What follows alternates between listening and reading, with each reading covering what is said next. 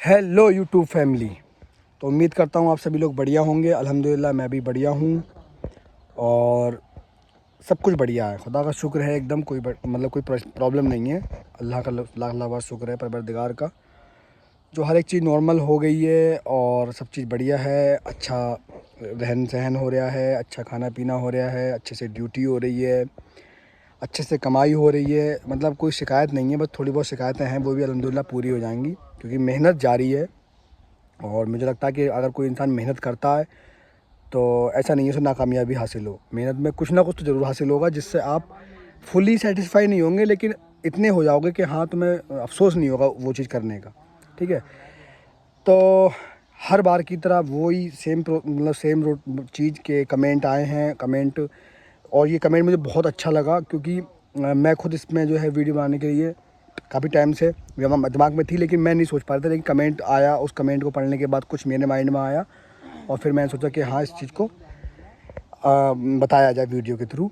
तो कमेंट ये है, अब मैंने ये चीज़ सोची है कि मैं अब जो भी अगली वीडियो बनाऊंगा तो जो कमेंट भी आएगा तो उस बंदे का कमेंट में जो बंदे का नाम होगा वो भी बताऊंगा। तो फ़िलहाल तो अभी मैं नहीं बता रहा, लेकिन अगली वीडियो में इंशाल्लाह जिसने भी जो कमेंट किया होगा जिस वीडियो से रिलेटेड बनाने के लिए, उसका नाम भी शो करूँगा मैं। और हो सकता है उससे इंस्टाग्राम पे बात भी करूँ। ठीक है, तो उससे ये है कि थोड़ी एक वो होगा, जागरूकता फैलेगी लोगों में। तो वीडियो होने वाला है कि मतलब पोलैंड जो है, पोलैंड में जो हम रह रहे हैं वो कितना एक्सपेंसिव है, और पोलैंड में हमारा रहन सहन मतलब एक महीने में कितने पैसे खर्च होते हैं। ठीक है, और कोई भी चीज़ अगर हम बाय करने जा रहे हैं, ख़रीदने जा रहे हैं, कुछ भी चीज़ें वगैरह हैं, तो उसमें हम कैसे जो इंडिया में शॉपिंग होती है उसके हिसाब से वो सारी चीज़ें हम डिस्कस करेंगे इस वीडियो में। तो वीडियो में बने रहिए। पहली बार आए हो तो अगर समझ में आए सब्सक्राइब, नहीं आए तो लाइक कर दो। मतलब लाइक ज़रूर करना है वीडियो को। और लाइक वीडियो पे बहुत कम होते हैं, लेकिन मेरा मानना ये है कि भाई मेरी अर्निंग स्टार्ट हो गई है तो लाइक करोगे, और ऑलरेडी कमेंट भी कर रखा होगा आपने, तो उससे जो है ना वीडियो पे डॉलर की जो अर्निंग जो वो होता है ग्राफ, वो अच्छा रहता है, वो ऊपर बढ़िया रहता है। ठीक है, तो अगर वो अच्छा रहेगा तो तुम्हारा भाई अच्छा रहेगा, तुम्हारा भाई अच्छा रहेगा तो फिर तुम अच्छे रहोगे, तुम अच्छे रहोगे तो सब अच्छा रहेगा।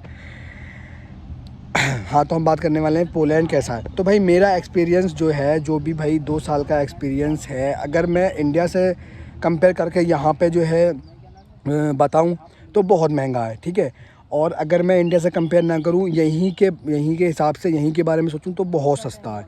क्योंकि भाई ईज़िली हम जैसे मान लीजिए, अगर इंडिया में भी हम आज की डेट में एक इंडियन रुपी में इंडिया में अगर कोई कोल्ड ड्रिंक वगैरह ख़रीद रहे हैं तो नॉर्मली वो भाई 30-35 रुपए की मिलती है। ठीक है, नॉर्मली।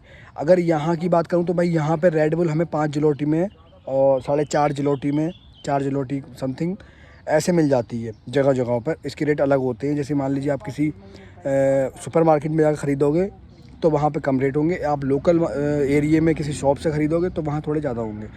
ठीक है, तो भाई डिपेंड करता है कि अगर आप यूरोपियन कंट्री को ऑल ओवर यूरोपियन कंट्री में अगर बात करोगे तो भाई पोलैंड बहुत सस्ता है। ठीक है, और अगर आप कंपेयर टू इंडिया करोगे तो भाई पोलैंड बहुत महंगा है इंडिया के हिसाब से। तो ये चीज़ें मैंने देखी हैं। जैसे मान लीजिए अगर हम शॉपिंग करने जा रहे हैं यहाँ पे, तो भाई यहाँ पे 100 जिलोटी में इंडिया के 2000 या 2100 रुपये के समथिंग यहाँ पे एक अच्छी पैंट मिल जाती है, जो हम 2 से 2.5 साल 3 साल समथिंग पहन लेंगे, क्योंकि कम ब्रांड मिलते हैं मोस्टली। नॉन ब्रांड भी चीज़ें होती हैं, लेकिन वो भी इतनी परफेक्ट होती हैं कि वो ब्रांड का ही काम करती हैं। भाई मैंने भी कुछ टाइम पहले एक पैंट ख़रीदी थी, उसे 5-6 महीने हो गए, मैं रेगुलर पहन रहा हूँ और बहुत पहनता हूँ। मुझे बहुत पसंद है पैंट, इसलिए मैं बहुत पहनता हूँ उसको। तो भाई वो क्या बोलते हैं, अच्छी अभी भी वैसी है सेम, और कोई भी प्रॉब्लम नहीं आई है। और 90 जिलोटी की मैंने खरीदी थी, इंडिया के 1800 रुपये के समथिंग। तो मेरा मानना ये है कि अगर मान लीजिए हम 1800-1900 रुपये हम कोई चीज़ खरीद भी रहे हैं तो थोड़ी वो इंडिया के हिसाब से महंगी तो है, लेकिन वो क्वालिटी भी है उसके अंदर। अगर यहाँ के हिसाब से देखें तो 100 रुपये में मिल रही है पैंट। तो भाई कंपेयर टू पोलैंड बहुत सस्ता है। कंपेयर टू इंडिया पोलैंड बहुत महंगा है। बहुत तो नहीं, लेकिन महंगा है इंडिया के हिसाब से। अच्छा, तो ये चीज़ें तो हमारी नॉर्मल हो गई। कि पोलैंड में हम कैसे कोई भी चीज़ ख़रीदते हैं तो वो मतलब वो नॉर्मली चीज़ें होती हैं, कोई बहुत महंगी भी नहीं होती, बहुत सस्ती भी नहीं होती। इंटरनेशनल जो भी ब्रांड है अगर हम उनको कन्वर्ट करते हैं तो इंडिया में हमें वो चीज़ थोड़ी कम रेटों में मिल जाएगी, कम पैसों में मिल जाएगी। लेकिन यहाँ वो चीज़ हम ख़रीदेंगे तो उसका जब कन्वर्ट करेंगे इंडियन रुपये में तो यहाँ महंगा पड़ता है। जैसे मैंने अभी पिछली एक काफ़ी टाइम हो गया तो मैंने शूज़ ख़रीदे थे प्यूमा के, तो वो शूज़ जो है यहाँ के हिसाब से वो शायद 6,000 के समथिंग पड़े हैं, 6 के समथिंग पड़े हैं, मुझे ध्यान भी नहीं है, लेकिन 6 के समथिंग पड़े हैं वो, ठीक है। लेकिन मैंने जब वो इंडिया में सर्च किए थे तो उसी क्वालिटी में, उसी स्टाइल में और उसी डिज़ाइन में शूज़ जो हैं वहाँ पे 3,000-3,500 में अवेलेबल हैं, 4,000 के समथिंग, ठीक है। तो जैसे कि मान लीजिए अगर तुम इंटरनेशनल कोई ब्रांड की चीज़ ख़रीद रहे हो, ठीक है, कुछ ब्रांड की चीज़ ख़रीद रहे हो यहाँ पे, तो भाई वो थोड़ी महंगी हो जाती है और इंडिया में वो चीज़ खरीदो तो सस्ती हो जाती है। लेकिन वैसे अदर चीज़ें कुछ हैं वो यहाँ के हिसाब से तो सस्ती हैं लेकिन इंडिया के कंपेयर से महंगी है। फ़िलहाल अब तो ये चीज़ें हमारे माइंड में नहीं आती। स्टार्टिंग में जब हम आए थे तो भाई हम बहुत ये चीज़ों को बहुत वो करते थे, हम तुरंत ही कन्वर्ट करते थे इंडिया में कितने बन रहे हैं इसके, इंडिया में कितने बन रहे हैं। अब तो खैर ये चीज़ माइंड में नहीं है। चलिए जो वीडियो का मेन टॉपिक है आप उस पर आ जाएँ कि कि अगर कोई भी बंदा यहाँ आता है और रहता है तो भाई वो 1 महीना अपना कितने रुपए में यहाँ पे चला लेगा, ठीक है। तो भाई मैं एक चीज़ बता दूँ, सबसे मैं पहली चीज़ तो भाई वो कोई भी जगह हो, कोई भी एरिया हो, कोई भी फील्ड हो, कोई भी इंसान हो, ठीक है।